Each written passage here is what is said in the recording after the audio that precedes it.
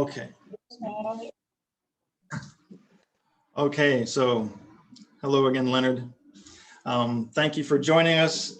And as I was saying, this is my second language learning and teaching conversation. The first one was with my Korean tutor, so this is the first one in English. So I'm happy to have you here. This is Dr. Leonard Danglli, who is a PhD in applied linguistics from Albania. He teaches at the University of Tirana, and he teaches lexicology, academic writing, and applied linguistics. And he's also a translator and an author. And we're going to talk about his book, his latest book, The Finest Word. So thank you for joining us. Please introduce yourself if you would. Yeah, thank you, Jeff. Thank you for having me. And congratulations on your initiative with your YouTube channel. Thank you. And I find it a very good contribution of sharing, experiences of ELT around the world. And I'm trying to do my best, okay, in this regard today with you. As you mentioned, as you said before, my name is Leonard Danglli. Okay, I'm a lecturer at the University of Tirana in Albania. And probably you'll allow me to promote my country a bit as we are in a season of tourism. So Albania is a small country in the Mediterranean, okay, close to Italy, Greece, and Montenegro. And it's a country where you can find all in one, you can find, I don't know, a lot of lakes and rivers and the long coastline. I've been teaching at university for 17 years now, okay, and throughout my teaching career, I've been teaching different subjects actually, but I have mostly focused on semantics, or we call it lexicology here, applied linguistics, academic writing, and English for specific purposes, or ESP for a certain period of time. I'd say that I've never been tired of teaching so far, because for many teachers there is a time then when they need to give up, but I haven't reached that moment. I think that I've got a lot of energy to teach and to try to do or to give my contribution to education in general, I would say.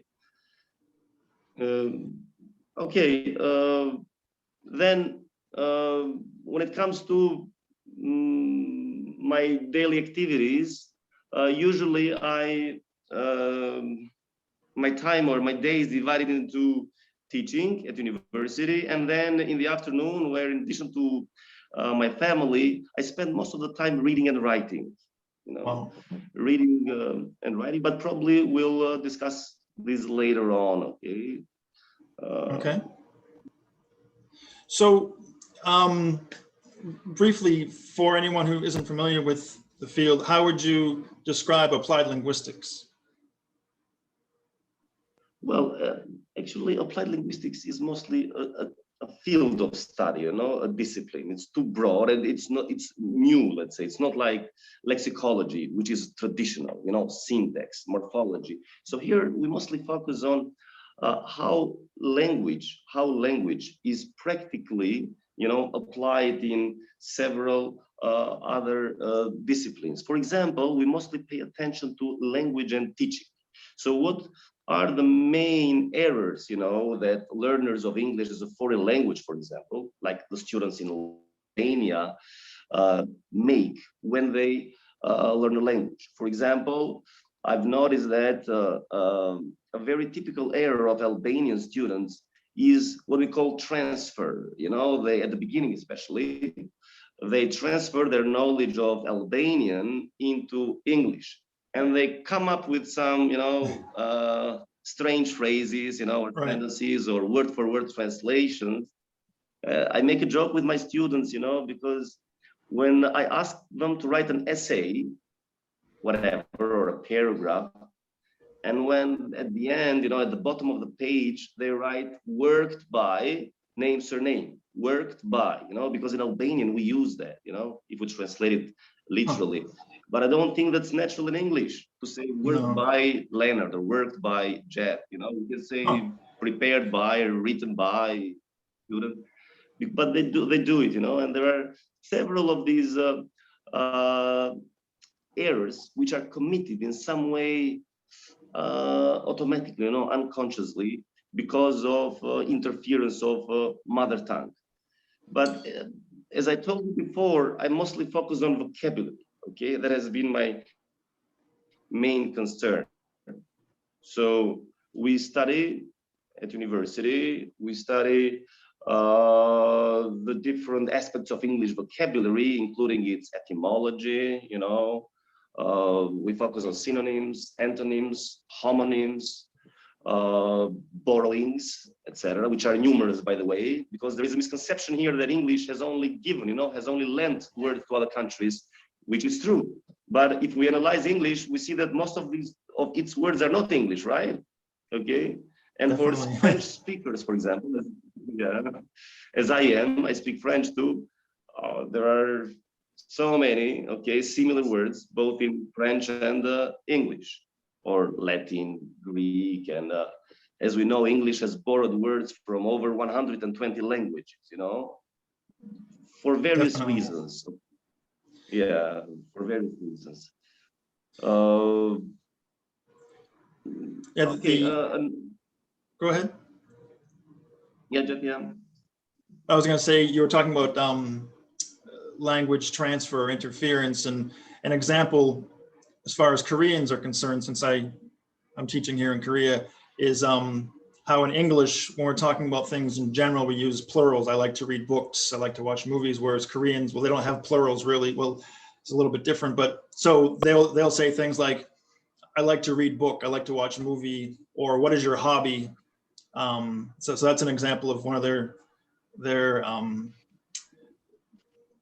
transfers, or what we would call Konglish. So, Yeah. It's interesting. Sorry to interrupt you, Jeff. The no? same kind of the opposite happens in Albania, you know, because for many nouns, which in English are not used in the plural, we in Albania, we use them in the plural.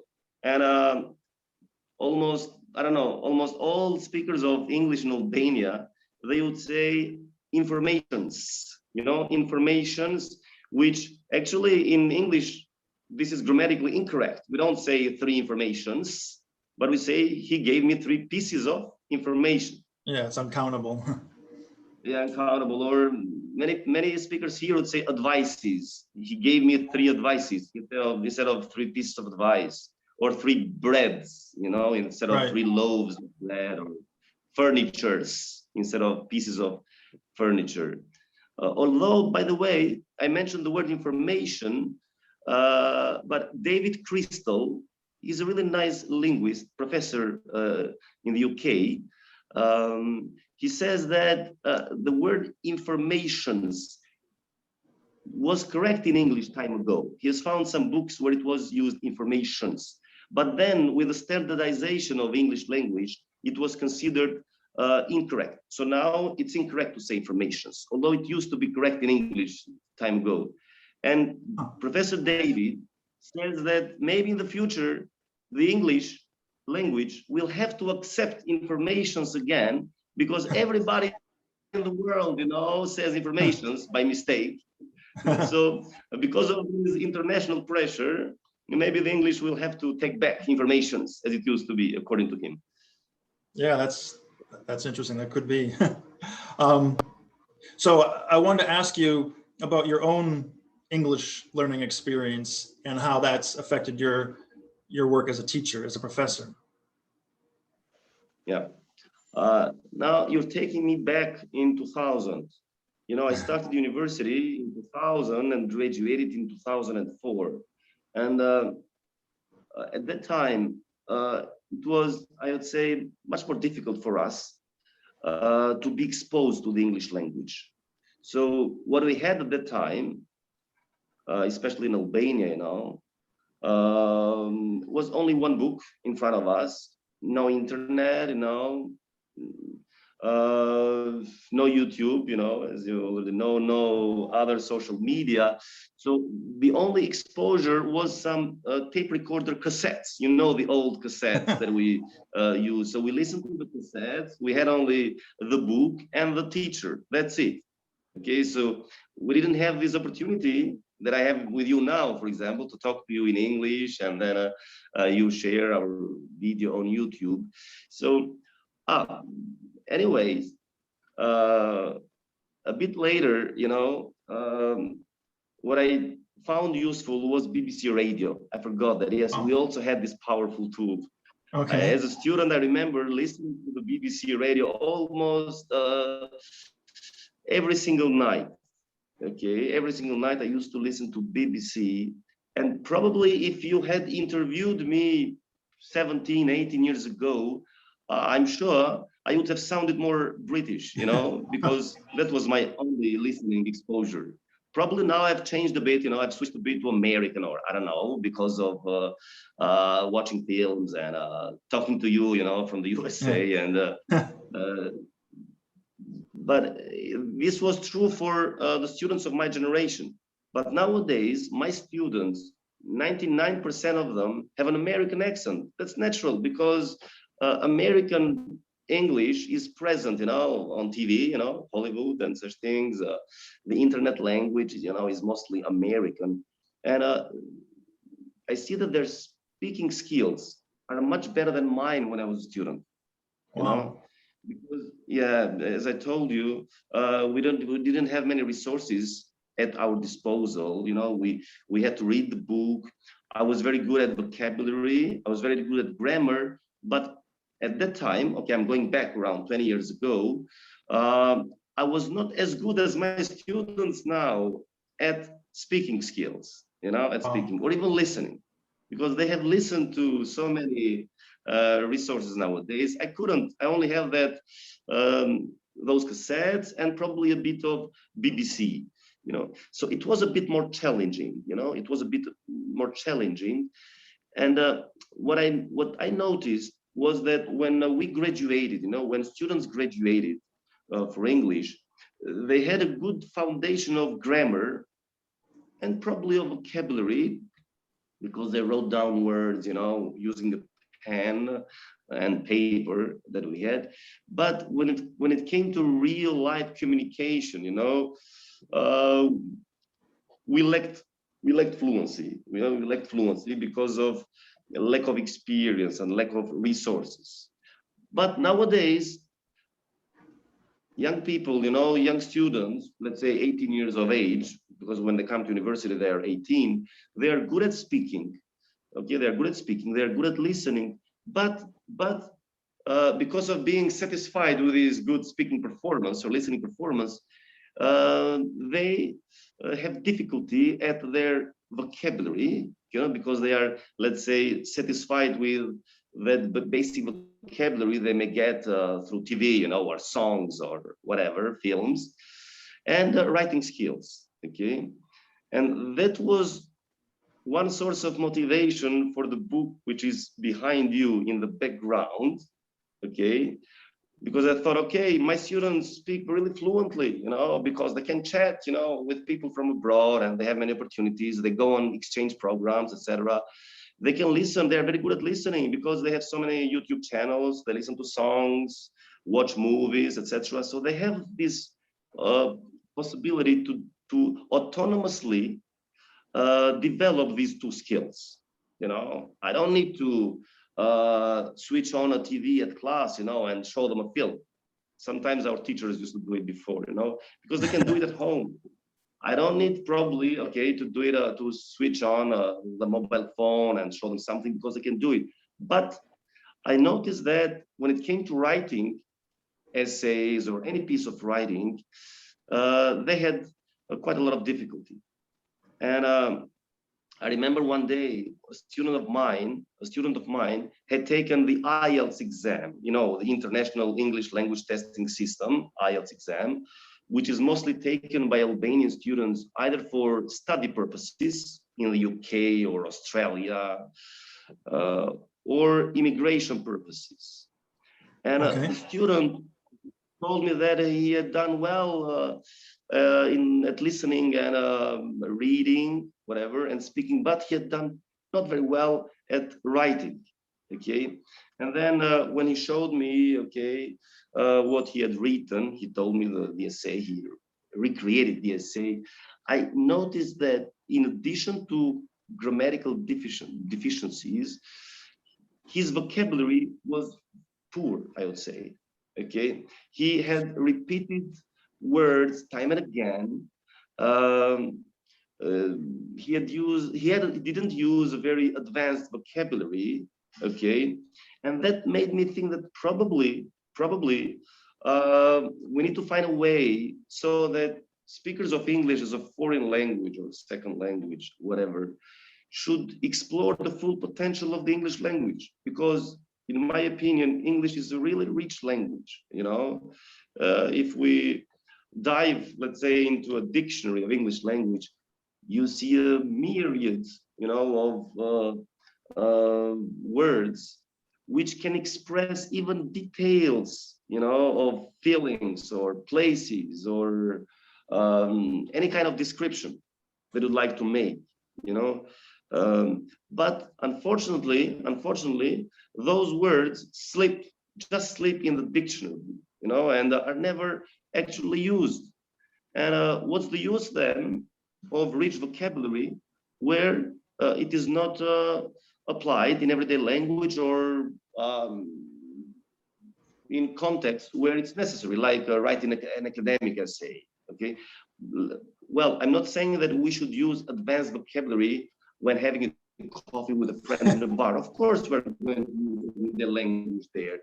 But he actually needed to go abroad and he needed to get a high score in IELTS, but he didn't. And I think that one of the reasons was his poor vocabulary. Okay, he really wanted to get an 8+ or something like that, or 7+ score in IELTS to study abroad.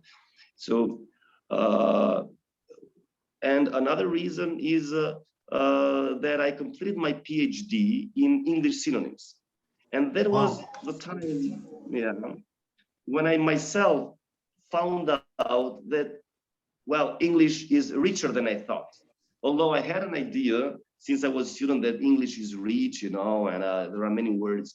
When I had to go in depth, you know, when I had to thoroughly analyze the English vocabulary, I noticed that so many words, you know, so many words can be employed, you know, by us, by users of the English language, to express so many fine shadows, you know, shades of meaning, you know. But unfortunately, only a few users, you know, of the English language are able to fully exploit this potential of the English language. Okay, and many speakers just use a kind of as I mentioned in the book, an intermediate, you know, vocabulary, right, which is a survival. You can get by, you know, with some English. Everybody can go. Yeah, of course. But I mean, to have that kind of advanced vocabulary, which is suitable for your purpose. For example, you may have some basic vocabulary, but you're going to get a very low score in IELTS or TOEFL, for example, etc. And the more I analyzed the English vocabulary, the more conscious I became of the diversity of the lexicon, you know, of the vocabulary of the English language. Not only in terms of origins, I could notice that, okay, there are 5 words from different languages, but as a matter of fact, they don't express the same meaning. Okay, I don't know, in English we say begin, start, and that's what many people use here. Either begin or start, okay? Right. And they think they are totally interchangeable, okay? Actually, they're not interchangeable because we say start the car, but not begin the car, for example, okay? When you start the car. Right. But then almost nobody uses the word commence, you know, exactly, which is a French word. It's formal. It's formal, yeah, but okay, sometimes in a formal context, you may need to use formal words, you know? Exactly. In a formal essay, for example. which is what I like about your in book. addition to, Go ahead. I was just going to say, it's one of the things I like about your book is that you lay out what you're talking about, different word groups that mean the same or similar things and have different registers in terms of formality versus informality, even American versus British English, and I think other Englishes as well. As I was saying earlier, before we started recording, there are some British terms that were new to me. So even Americans and British people and other native speakers of English don't always fully understand each other. So yeah, with regard to, for example, Michael Lewis and his lexical approach, the idea of learning a language while focusing on the vocabulary to build conversation, which eventually leads to grammar. I think this is a great resource because it's academic, yet it's accessible to intermediate or higher English learners. And, you know, in some of the reviews, the people were saying, I think they were teachers, that this is useful not only for non-native speakers, but even for native speakers who want to improve their vocabulary. So yeah, I think it's a really clear, accessible book that's really helpful for improving vocabulary. Sure. Yeah, it's almost the same in different languages, you know, even in my native language, you know, we actually make use of only a small percentage of the vocabulary, you know, as we said. And most of the words just stay passive, you know, stay passive in the dictionary. If I go back to where I stopped, okay, in addition to commands, for example, which, as you said rightly, it's a very formal word, you know, mostly poetic, etc.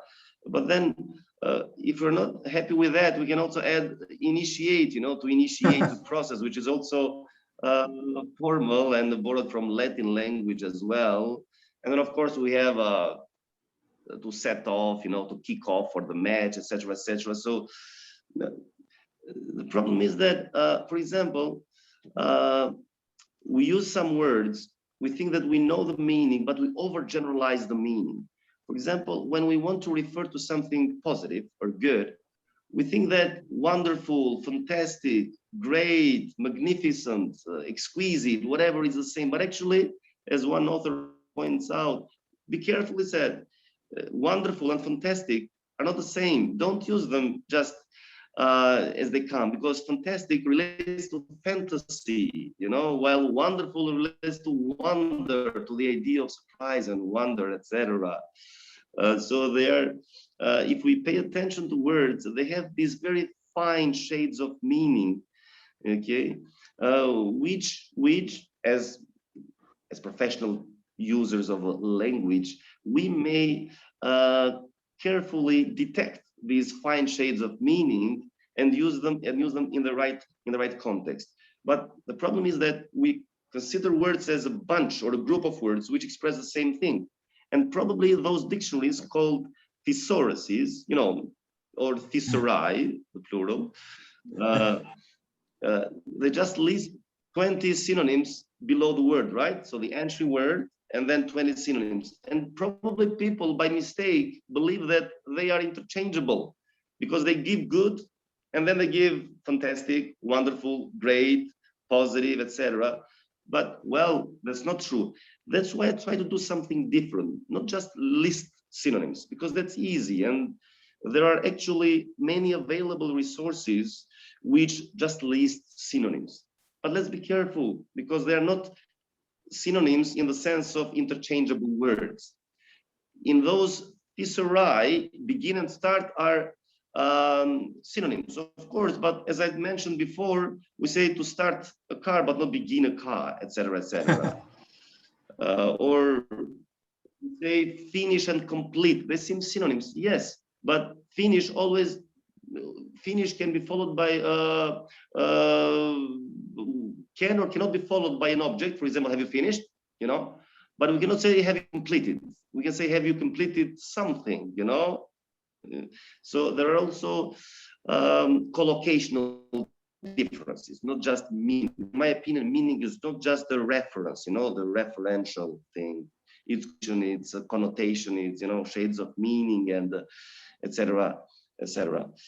And that's why I was saying I wanted to do something different. Instead of listing words, which may be confusing for users, because they will try to use them instead of the other, I try to explain the differences, you know. I put the group of words, of similar words. I was, even in my introduction of the book, I said seemingly similar words, you know.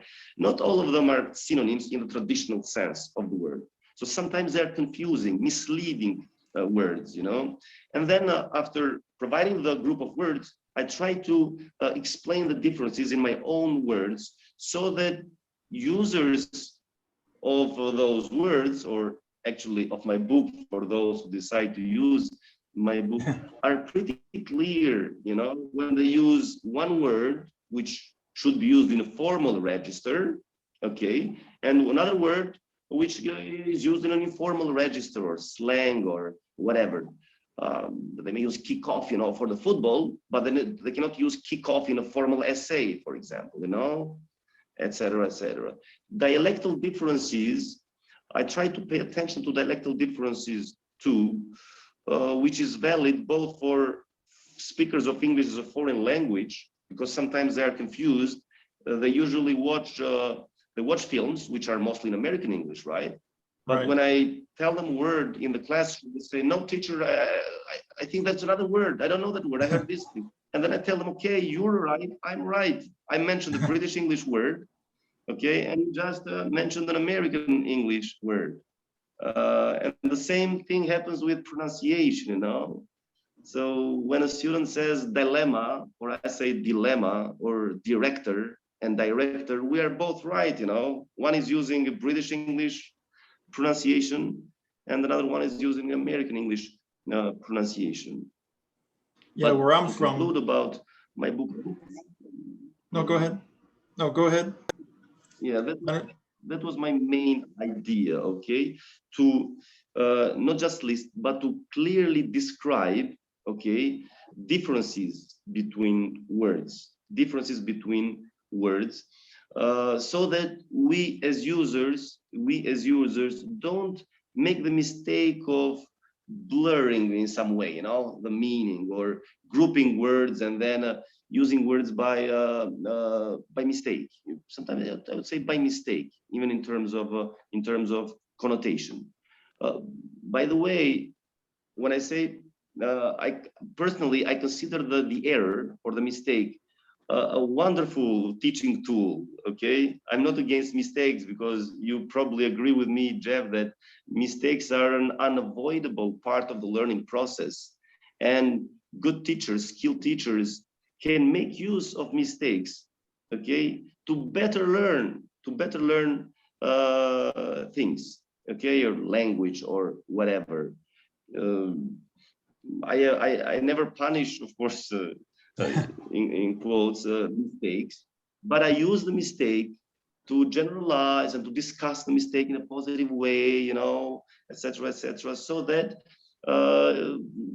by using our creativity, you know, and by choosing some different exercises with the passing of time, of course, because in my opinion, mistakes cannot be corrected once and for all. One student makes a mistake today, we discuss probably around the mistake in a positive manner, but it's normal after 3 weeks to backslide. Sometimes we use the term backsliding in linguistics.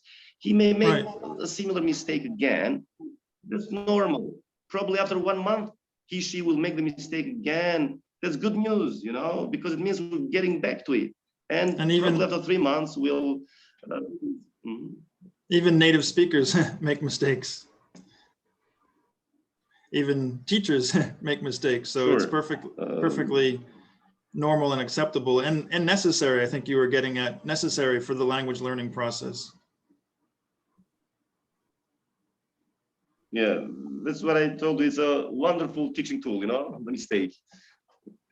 So I think, for example, in my situation, I teach some TOEIC classes, and we mainly focus on grammar, but in looking at the examples, the exercises, and the tests, I think to myself, how difficult it must be for my learners, not only grammar, but the vocabulary. Because usually, for example, as you probably know, for example, you have a paragraph or a sentence and then a question, and they'll express the same idea with synonyms or similar words. So, you know, they might have flight attendant or stewardess or whatever it is that they're talking about. So they have to not only understand the original information, but be able to recognize similar words in the questions. So this will be a great book for anyone teaching some type of test preparation course. Yeah, actually, Jeff, as you mentioned the word test, okay, I told you before that one source of motivation was my student who had failed at IELTS writing task, you know, the essay. I believe that, in my humble opinion, you know, the finest word may be helpful to test takers, because most of the international tests, you know, test you on the 4 skills, right? Reading, speaking, writing, listening, etc. And vocabulary, good mastery of vocabulary is essential in most of the skills. I would say in the 4 skills, you know. And test takers of IELTS, TOEFL, but even SAT, you know, the popular test in the USA, right? The SAT. And I know SAT. I've never taken that myself, but I had to study the course structure and the vocabulary in SAT. You may agree with me, although you are a native speaker, Jeff, is quite challenging, right? There are some very challenging words there in the SAT test. So maths and English, you know. Yeah, even for native speakers. Probably the finest word, maybe for native speakers too. Yeah.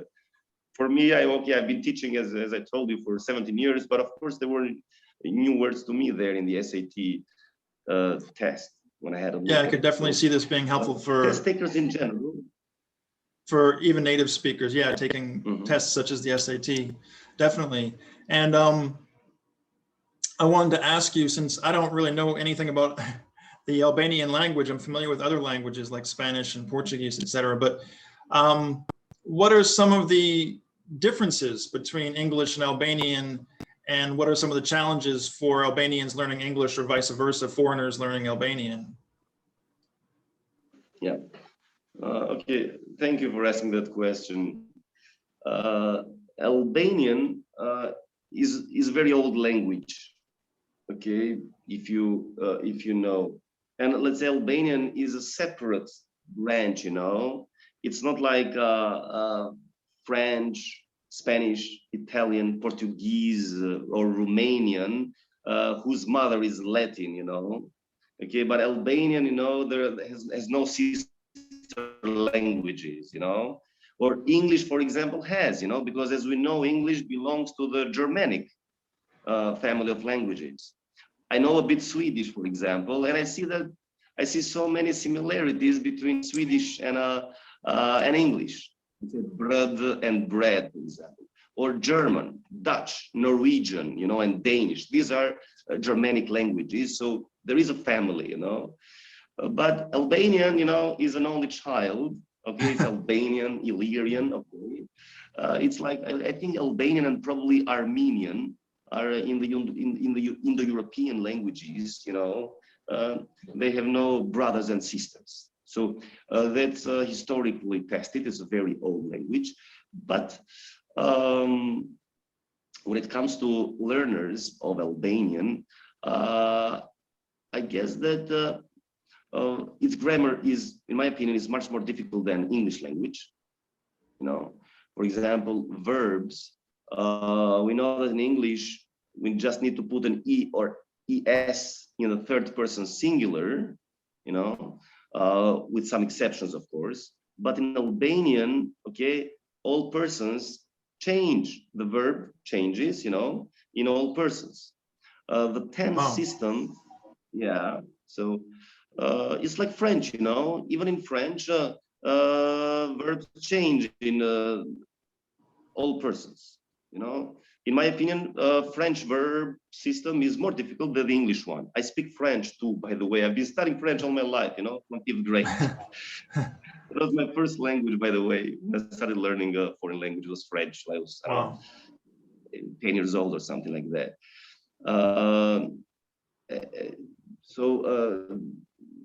The plural in English, you know, that we usually add an S to nouns, with some exceptions, of course.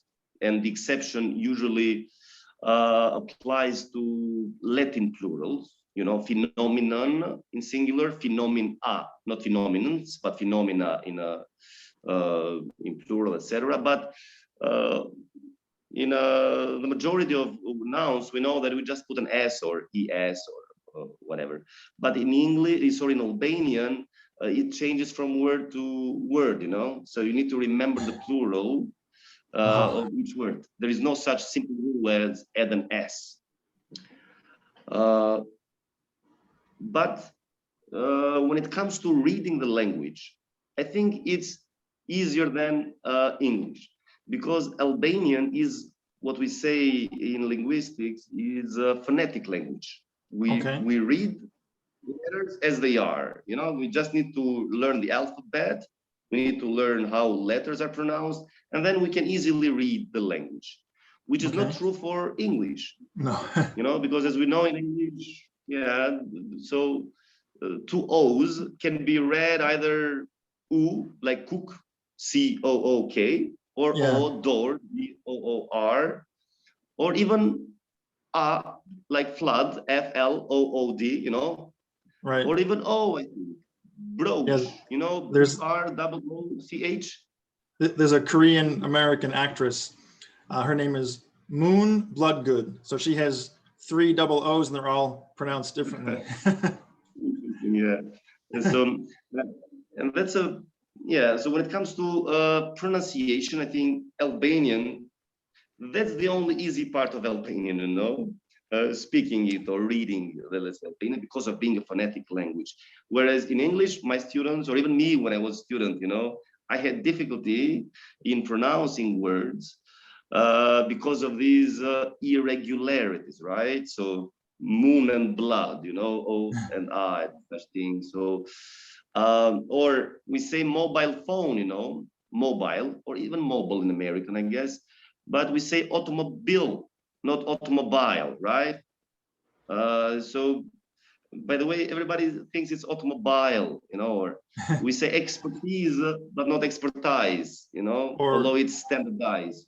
Or O-U-G-H, through, though, bow, cough, rough, etc. I wanted to ask you about English as a foreign language in Albania. Is it something that's popular? Do students just take courses as a requirement, or are they motivated? Is it important for business English, or what's the situation in Albania with regard to the use of English? Yes, I'd say that English is hugely popular in Albania nowadays. And this is so for many reasons. First of all, many students or young people, you know,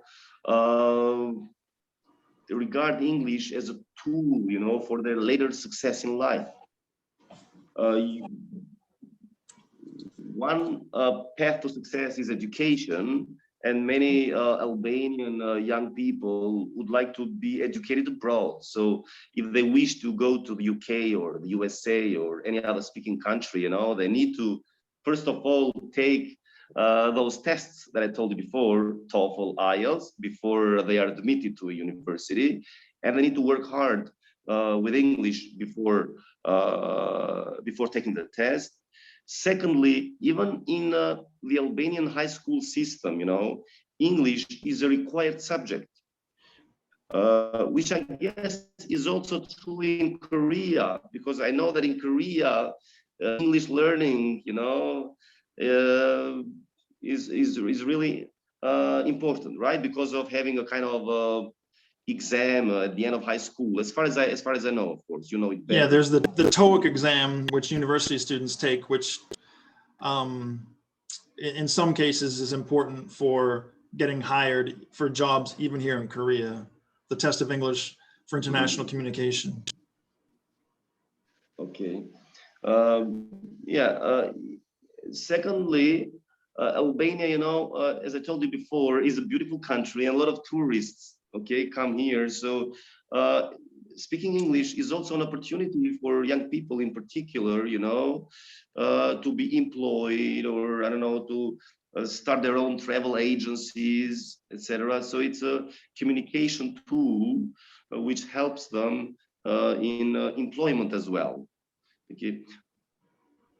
Not only students or young people, but even professionals in general, when they are hired in a company, it's almost an unwritten requirement nowadays, you know, to speak English. And so it's a powerful tool of career advancement as well. Young children in particular, so usually parents nowadays want their children to speak English at a very early age, so that when they reach, I don't know, 18, you know, university age, they have a very good master of English language, and probably they could learn one or two other foreign languages, you know. So I guess that English in particular, followed by German, Okay. in Albania, are quite popular, really popular in Albania. So you've got a lot of experience with language learning and language teaching. So do you have any special tips that you would give people either learning or teaching foreign languages? Any secrets? Well,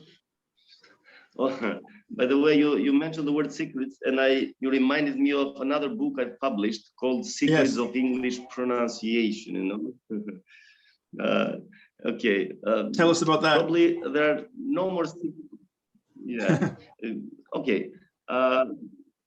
Just a bit about that. So when I noticed that many speakers of English as a foreign language mispronounce so many words, I saw that there was a kind of structure, you know. So many of these mispronunciations usually derive from native language interference or intra-language interference sometimes, you know.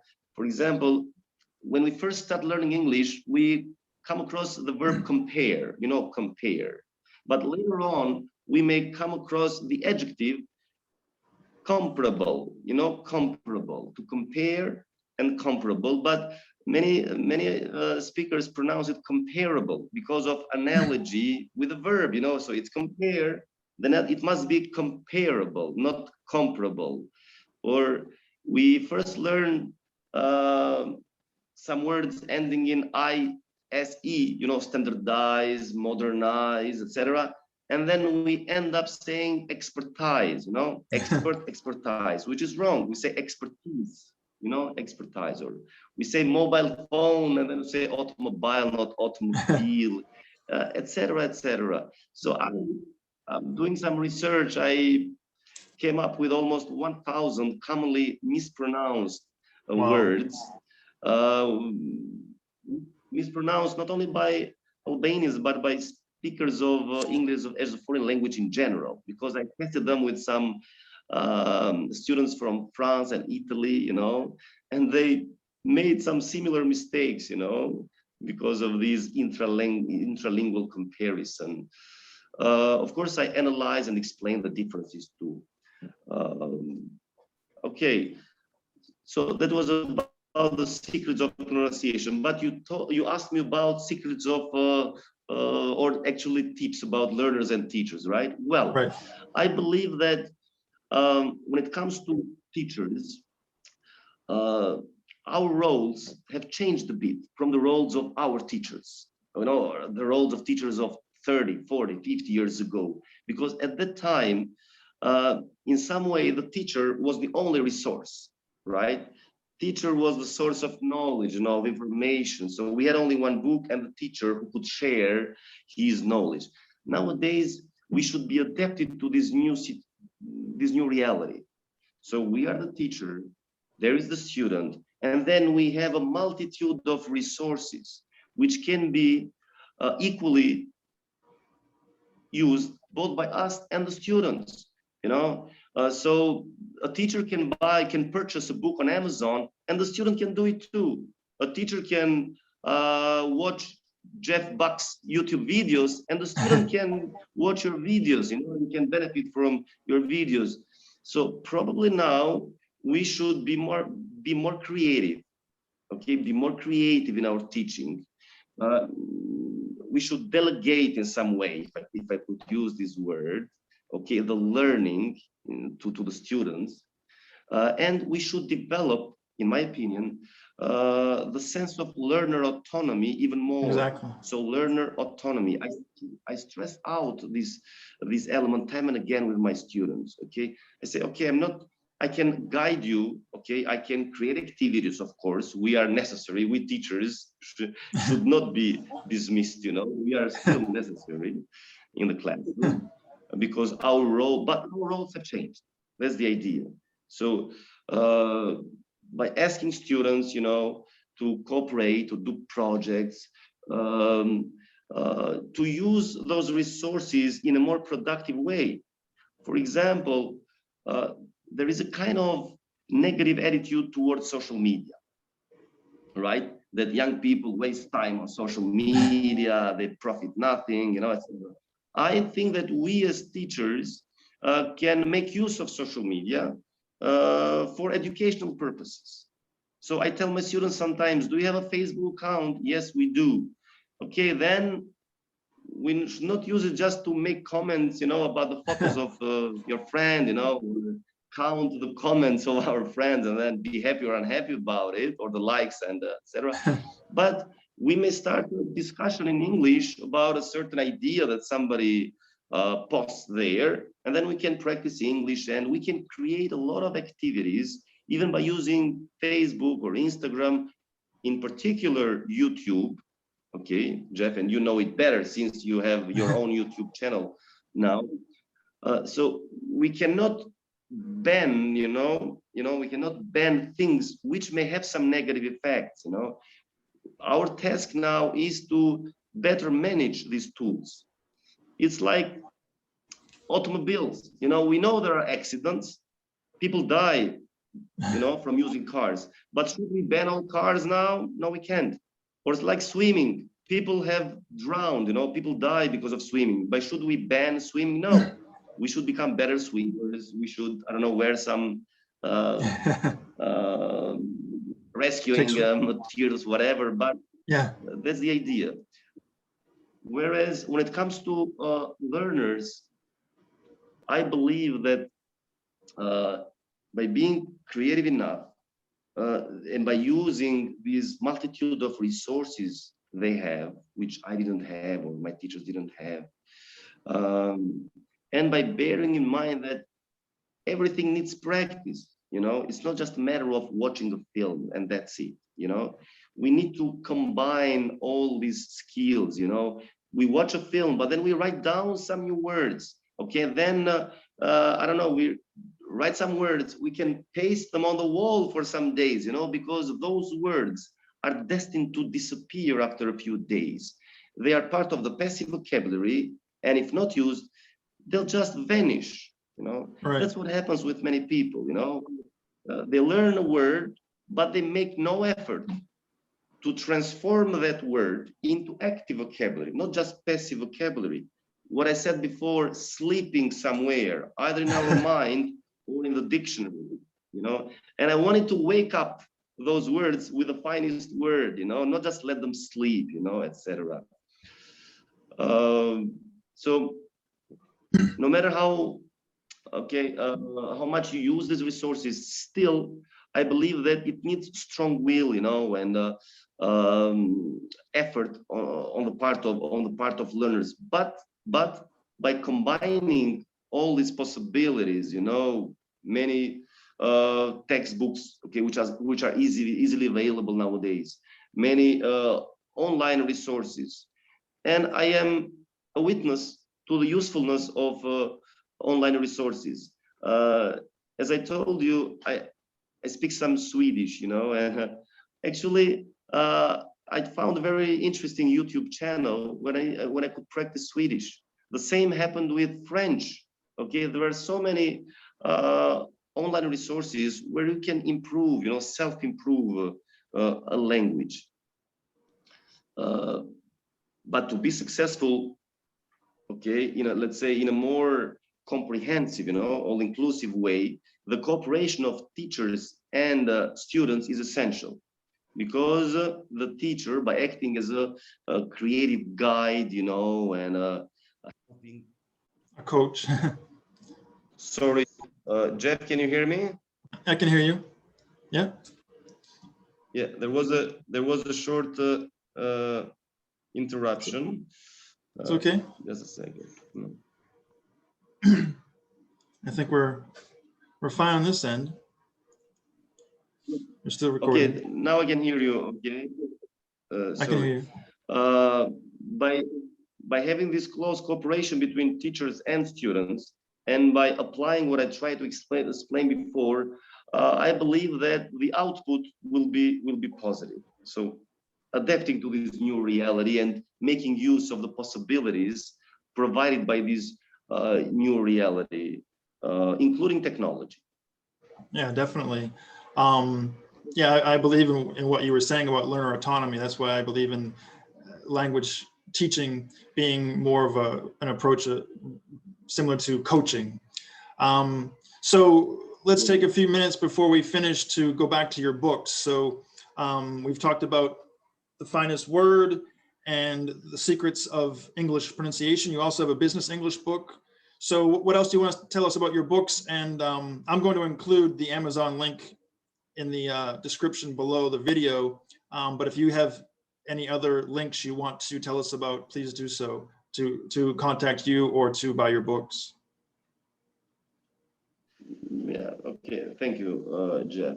Okay, actually, The Finest Word is my latest publication, which is also available on Amazon. That is for now, that's the available book on Amazon.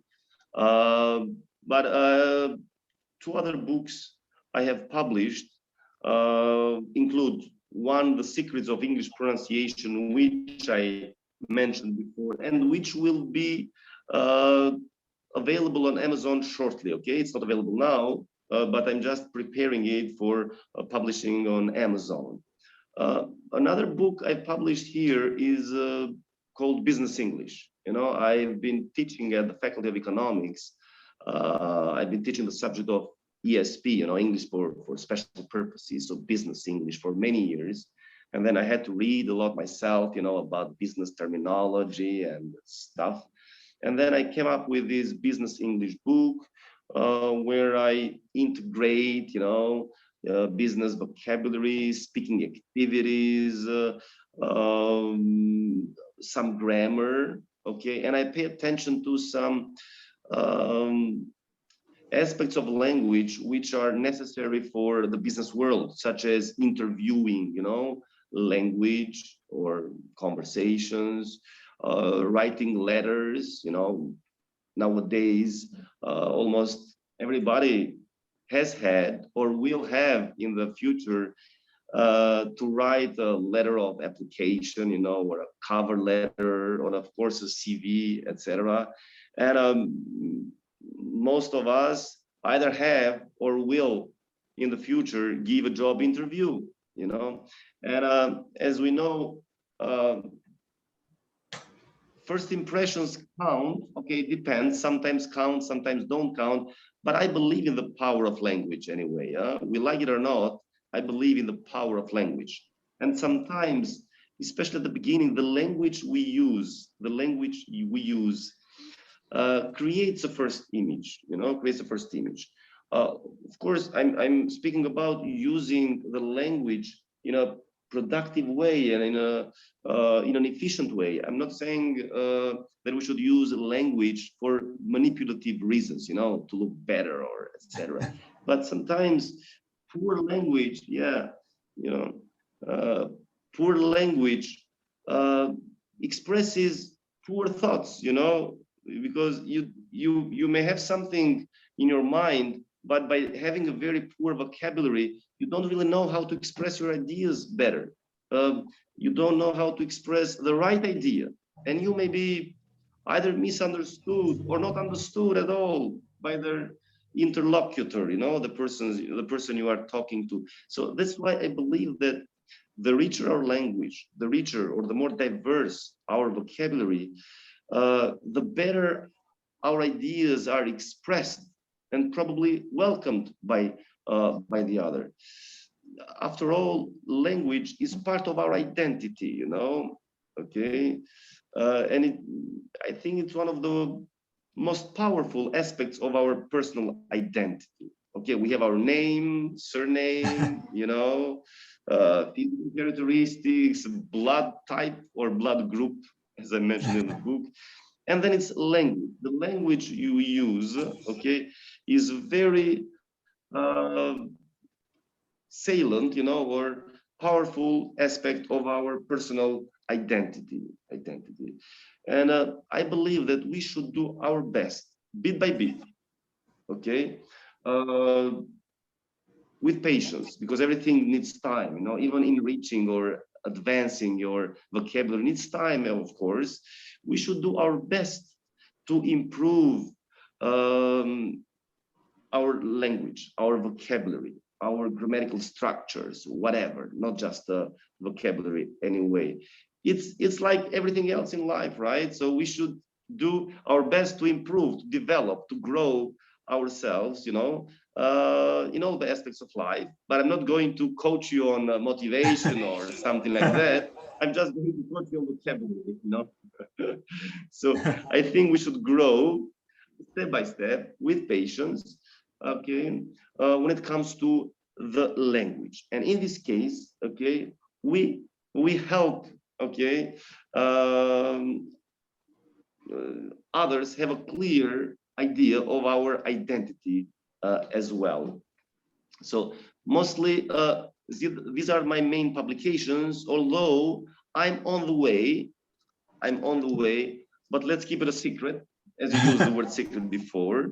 I'm on the way to publishing, okay, 2 more books, again, focusing on the English language, okay, because I've given up, you know, old hobbies, you know, like biking and swimming. So my current hobby is writing books, you know, and researching language in general.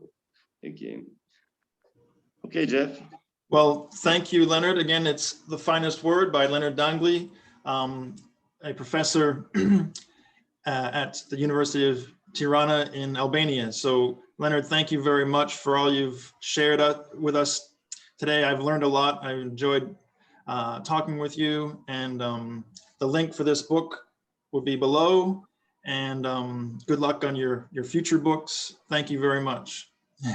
Thank you, Jeff. Thank you for having me. It was a real pleasure. Okay. Thank you. Bye.